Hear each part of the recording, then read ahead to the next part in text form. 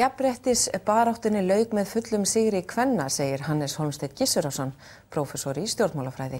Hann segir að það sé mun erfiðara að vera karl en kona í vestrænu samfélagi. Jón Júlíus Karlsson kynnti sér málið.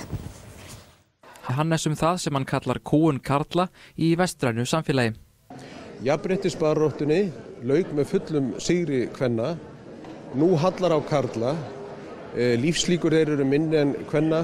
Þeir eru miklu líklegri til að stytta sér aldur, miklu fleiri þeir að sitja í fangelsi og það mjög margt annað sem bendir til þess að það sé blátt áfram erfiðara hlutskipti að vera karl en kona í vestrænu nútíma þjóðfélagi.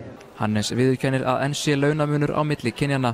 Það sé hins vegar ekki vegna þess að karlar mismuni konum, heldur vegna þess að konur velji sér störf sem geti farið saman við barneignir og heimilishald.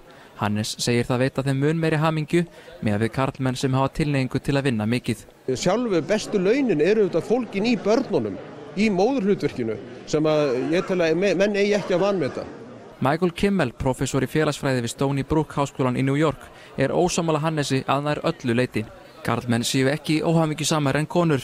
Hann bendir á rannsóknir sem sýna að kvæntir karlmenn séu mun hamingjusamari en þeir ókvæntu. We get a lot out of marriage. We get catering.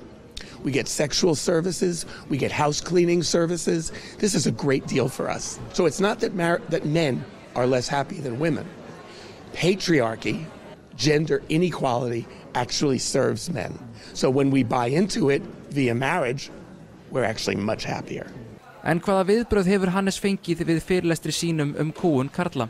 Steinrunnin andlit og dauft lófatak.